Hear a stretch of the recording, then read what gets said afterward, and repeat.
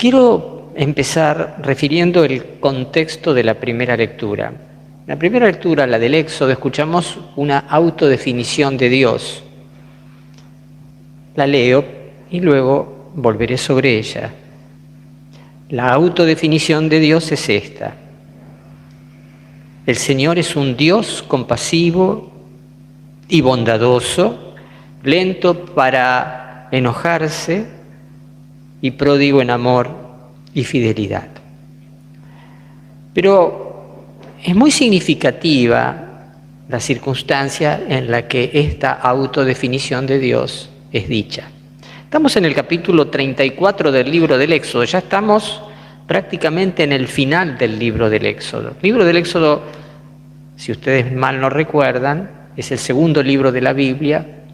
En él se narra, en primer lugar, la situación de esclavitud del pueblo judío en Egipto.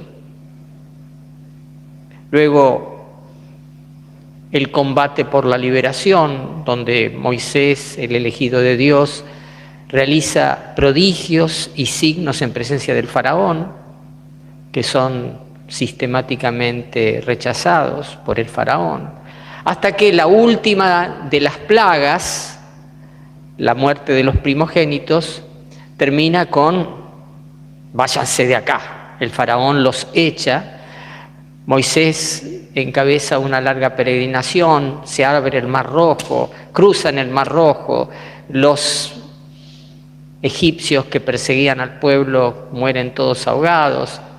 Conocemos esta historia. Hasta ahí llegamos al capítulo 15. El pueblo ha visto milagros increíbles.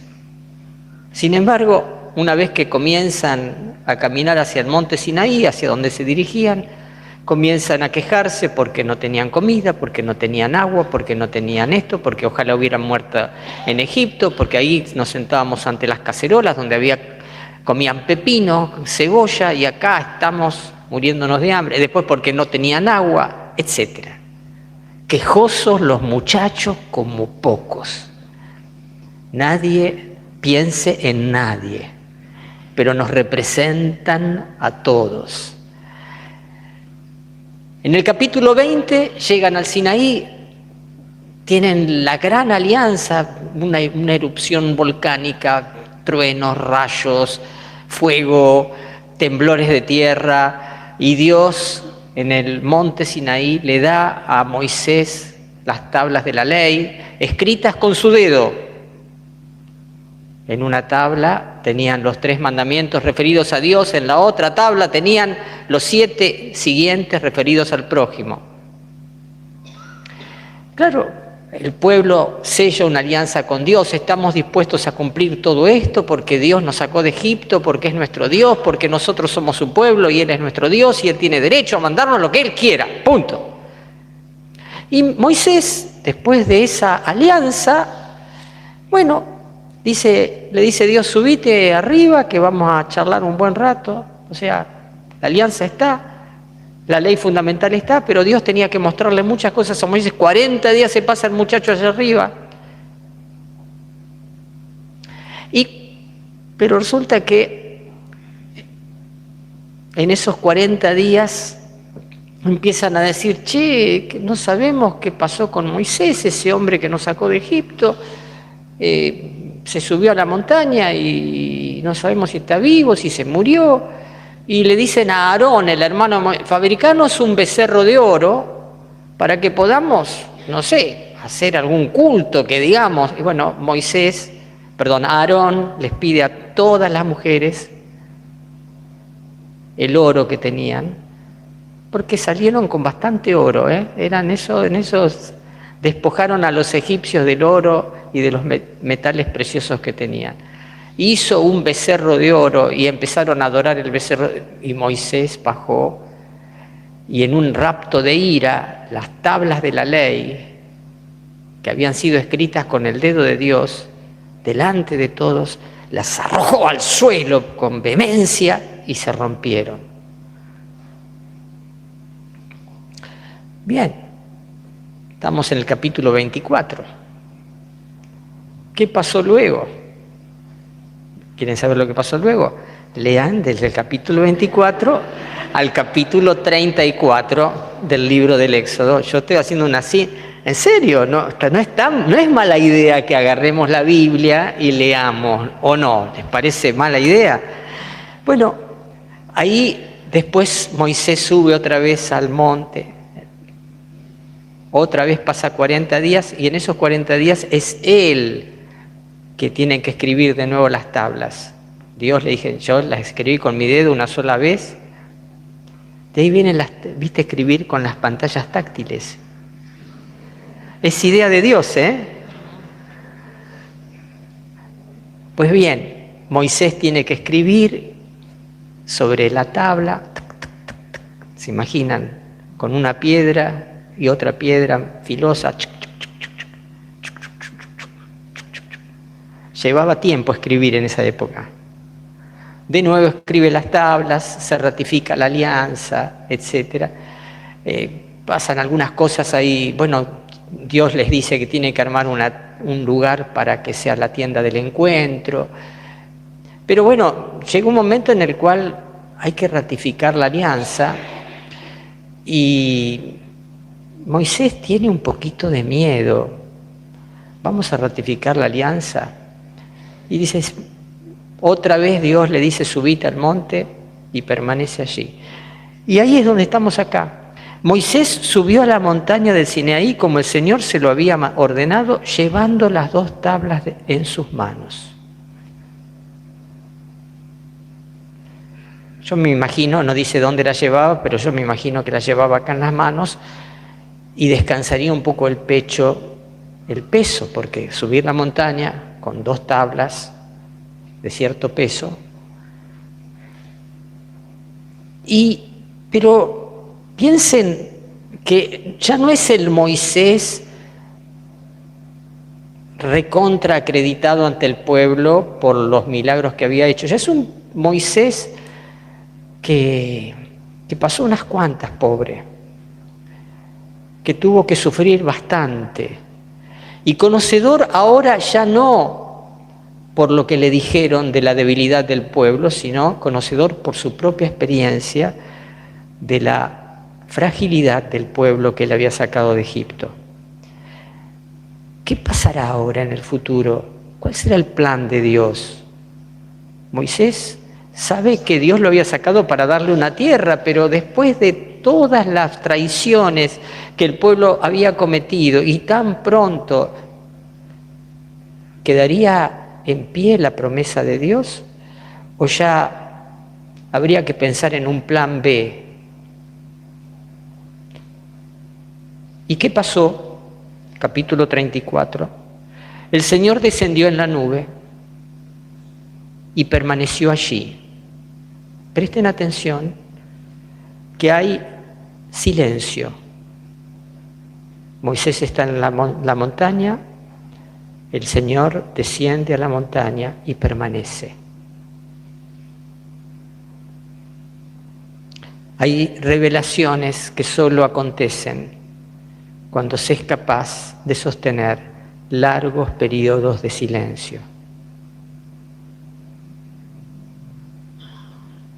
Moisés invocó el nombre del Señor. Dios estuvo en silencio y Moisés también. Hasta que Moisés invocó el nombre del Señor. Y el Señor pasó delante de él. El que estaba allí, de repente, pasa. Hay una diferencia entre estar y pasar. Es como que de repente Dios se vuelve huidizo. Él estaba, pero luego pasa. Es como las olas del mar, dijo. Uno puede estar frente al mar, pero de repente si uno quiere tomar al mar, el mar se va, se escapa de las manos, se escapa. Piensen en ese constante fluir de las olas que vienen y que van, que vienen y que van. El Señor pasó dice el texto, delante de él, y exclamó, y presten atención, aquí viene la autodefinición de Dios: el Señor es un Dios compasivo y bondadoso, lento para enojarse y pródigo en amor y fidelidad. Son prácticamente 4 las cualidades que se refieren, ¿no? El Señor es un Dios compasivo. Digan compasivo. Y bondadoso. Lento para enojarse. Y pródigo en amor y fidelidad. Pródigo en el amor y en la fidelidad. Claro, de repente estas palabras son una confirmación de la promesa de Dios. La promesa de Dios no se habrá de cumplir porque el pueblo de Dios alcance un nivel de santidad que lo haga merecedor del cumplimiento de esas promesas. Las promesas de Dios se van a cumplir porque Él es compasivo y bondadoso, lento para enojarse y pródigo en amor y fidelidad. Moisés reconoce que hay el ser de Dios, una garantía del cumplimiento de sus promesas. Moisés entiende a partir de esta autorrevelación de Dios que Dios cumplirá con el cometido que se ha propuesto. Y por eso miren la respuesta de Moisés. Moisés cayó de rodillas y se postró. Frente a un Dios que se manifiesta así, también esta tendría que ser nuestra respuesta: caer de rodillas y postrarnos ante Dios. Así como les decía que el silencio es el espacio en el que maduran las grandes revelaciones, cuando acontecen estas grandes revelaciones en el corazón, nuestra respuesta es la adoración. Moisés cayó de rodillas y se postró, diciendo, escuchen hasta el carácter vacilante con el que habla Moisés: si realmente me has brindado tu amistad, como parece, pero si realmente me has brindado tu amistad, diciéndome esto, dígnate, Señor, ir en medio de nosotros. Es verdad que este es un pueblo obstinado, cabeza dura, pero perdona nuestra culpa y nuestro pecado y conviértenos en tu herencia. Este es el Dios en el que creemos, el Dios uno y trino. La ventaja que tiene es que esto se multiplica por 3. Existe un único Dios, una única compasión absoluta, una única bondad, fuente de toda bondad, una única prodigalidad en amor y fidelidad como la de Dios, pero son 3 los que prodigan su amor y fidelidad, son 3 los bondadosos y compasivos, son 3 los lentos para enojarse y de gran misericordia. El misterio de la Trinidad no divide, triplica. Y hablando de autodefiniciones, fíjense la autodefinición que nos da de Dios, el Hijo de Dios, Jesucristo. ¿Qué tiene que ver con esto? Nada más que lo profundiza y lo universaliza. Dios, Jesucristo, está con un sabio que se llamaba Nicodemo y le dice: che, Nico, vení, que te voy a contar la justa. Nicodemo está de noche, es un sabio judío, temeroso de quedar mal frente a los demás sabios, porque tiene su nombre y no puede mostrar que está realmente coqueteando con ese hombre llamado Jesús. Y Jesús le dice a Nicodemo, Dios amó tanto al mundo que entregó a su Hijo único para que todo el que crea en Él no muera, sino tenga vida eterna. Porque Dios no envió a su Hijo para juzgar al mundo, sino para que el mundo se salve por Él. Y termina: el que ha creído en el nombre del Hijo único. Fíjense, la palabra Hijo aparece ¿cuántas veces? Hijo, Hijo, Hijo, Hijo único. 2 veces Hijo único y 2 veces más solamente Hijo. El Hijo único. ¿Para qué vino el Hijo único? ¿Para condenar al mundo? Para salvar al mundo. Y acá aparece aquello, el Hijo único, el Hijo muy amado, el Hijo de Abraham, Isaac, el Hijo de la promesa. Dios se lo pidió, pero al final era casi una bromita. Bueno, no era una bromita, pero Dios tenía el plan de poner a prueba la fe de Abraham. Pero acá Dios no puso a prueba la fe de nadie, quiso mostrar su amor. Y el Hijo único aceptó la muerte y muerte de cruz. Digo, cuando uno empieza a mirar, digo, ¿esto es Dios? ¿Este es Dios?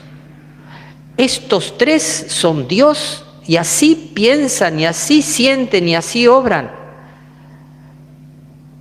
Está como para caer de rodillas. Está como para caer de rodillas. Y gastar la vida adorando a un Dios que es así. Por eso, adorar a Dios no es simplemente, un ritualito que me mando de vez en cuando para para cumplir con algún tipo de obligación.